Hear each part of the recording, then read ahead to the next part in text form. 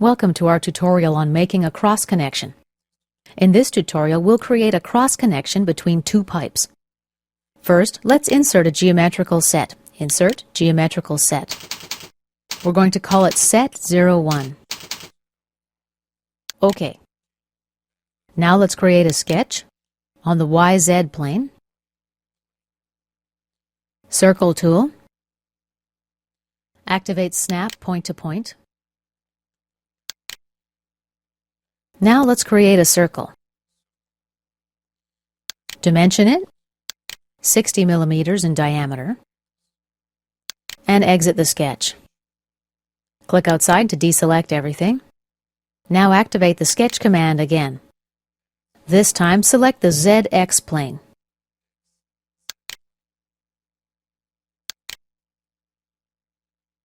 Activate the circle command again. And from the origin point, let's create another circle. Dimension it, also 60 millimeters in diameter. Exit the sketch and deactivate everything. One more sketch,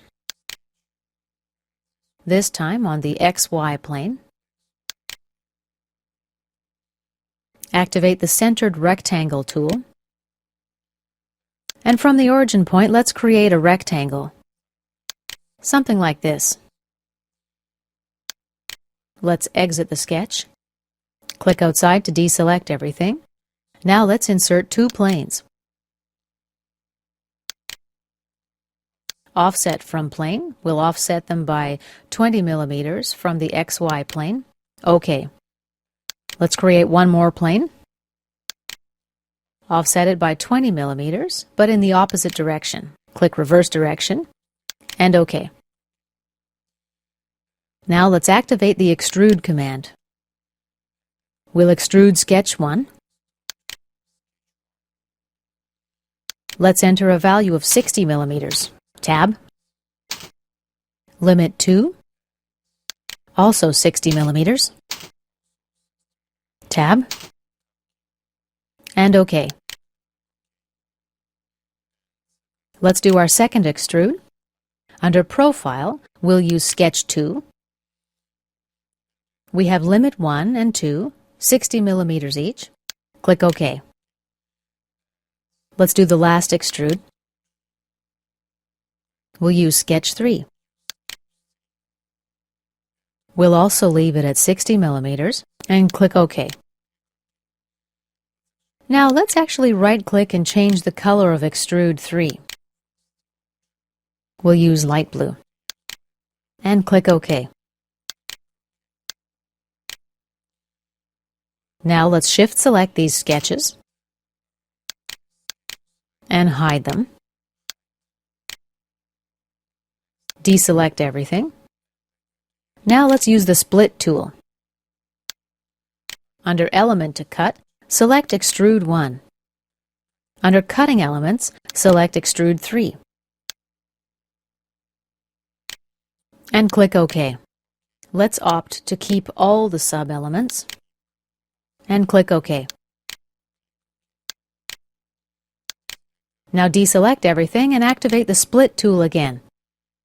Element to cut, select Extrude 2. And for our cutting element, Extrude 3. OK. Let's opt to keep all the sub-elements. And OK. Now let's right-click on Extrude 3 and hide it. Now we'll deselect everything. Activate the Split tool again. Under Elements to cut, use Split 1. Cutting elements, Plane 1. Let's opt to keep both sides. Click OK. Keep all the sub-elements and click OK again. Deselect everything. Activate the Split tool again. Next, I need to select this segment. And Split 3 is actually here. Let's go to the Specification tree. Expand this branch. I see that Split 4 appears underneath Split 3. That's what I need to select. Under Cutting Elements, select Plane 2. Let's check Keep both sides. Click OK. Let's keep all the sub-elements and click OK. Now let's do the same thing with Split 2. Deselect everything, activate the Split tool and select. Now select Split 2 and Plane 1. Check Keep Both Sides and click OK. Let's keep all the sub-elements and click OK again. Deselect everything, activate the Split tool again. And now let's select Split 8. We can identify Split 8 when we mouse over it, we see the name. Split 8 appears under Split 7 in the specification tree, from which we can just as easily select it. Now we select a cutting element, Plane 2. Let's check Keep Both Sides and click OK. We're going to keep all the sub-elements. Deselect everything again. Now we're going to collect the surfaces between these two segments. We'll be performing this operation with the Multisection Surface tool. Let's select this edge and this edge.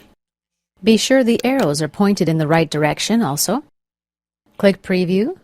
Seems to be OK. Click OK.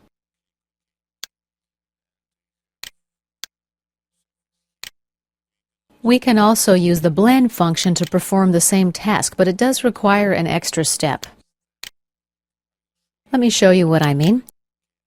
For our first curve, we'll select this curve. Now let's take a look at our first support.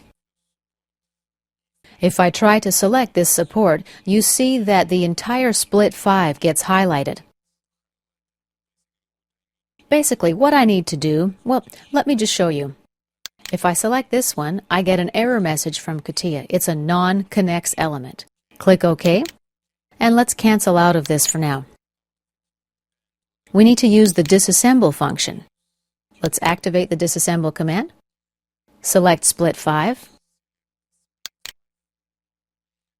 And we'll disassemble by domains only. Click OK. Let's do the same thing with Split 9. Use domains only.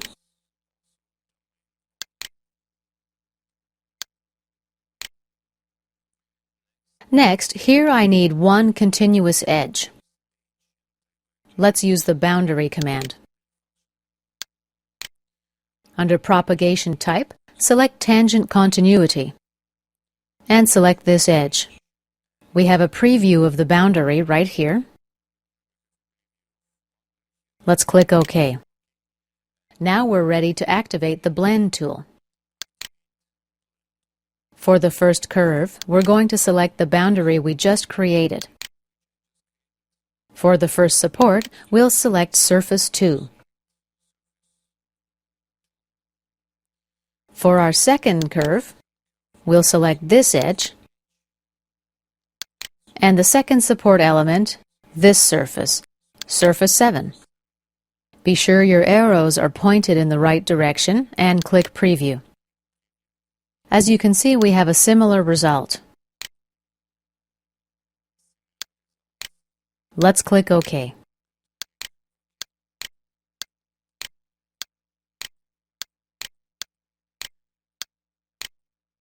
Next, let's create a boundary for this edge. Click OK. One more for this one. Click OK. It's just simply more efficient to use the Multisection Surface tool to begin with. We can still use it, of course. Let's activate it now. Select this boundary and this edge. Be sure your arrows are pointed in the right direction. Click Preview. Looks fine. Click OK. For the last one, let's use the Blend tool. Once again, under the first curve, let's use this boundary, the support element, the second curve, it's going to be this edge, the second support, this surface. Check the arrows, click Preview. Click OK. We're basically halfway there. I need to create two more surfaces. Let's use the fill command for that.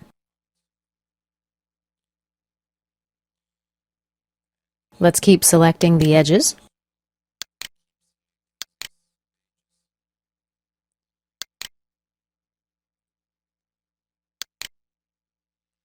Click Preview. Okay, looks good. If you see from here, however, it does look a little bit flat.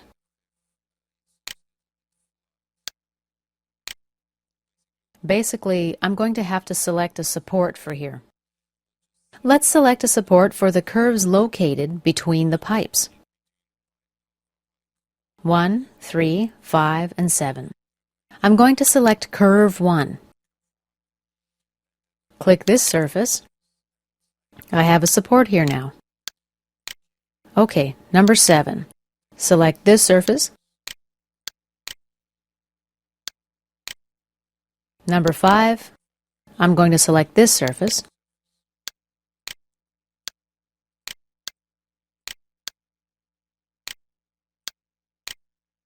Number 3. I'll select this surface and then click Preview. Now we've got too much of a point here.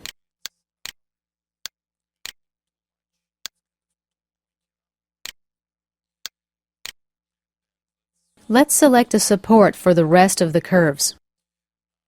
Curve 8, right here. Curve 6, right here. For curve 4, we'll select this support. Curve 2, right here. Let's preview and have a look.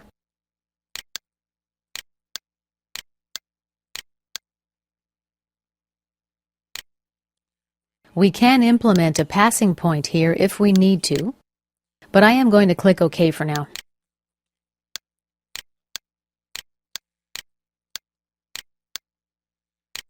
And let's activate the Fill tool again. We're going to select all of the edges. Oops, I selected the absolute axis by mistake. Let's remove that support and continue selecting our edges. This one, this one, this one, this one, and this one. Okay, let's select supports. I guess I should have done this to begin with, but I can still do it now. Let's do 0.7, 0.6, 0.5. For curve 4, curve 3, curve 2, and curve 1. Now let's preview. Seems to be okay. Let's click OK. And we have our pipe cross connection. Now let's close these openings as well. With closed openings, technically it's not a pipe anymore, but let's do it anyway. Select this edge, this edge, this edge, and preview. Click OK. Let's activate the Fill tool again. This edge, this edge, this edge, this edge, this edge, and this edge. And preview. OK. Now we'll do this side. Fill and select the edges.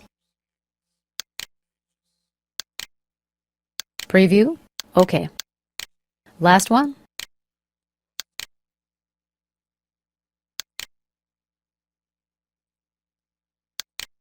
Selecting our edges. Preview and OK. And we have our closed endings.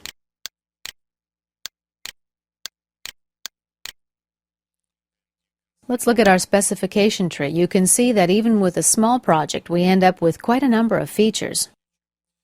If we're trying to find this surface in the specification tree, we can, for example, right-click and select Center Graph. And we've got it right here. Same applies for the specification tree.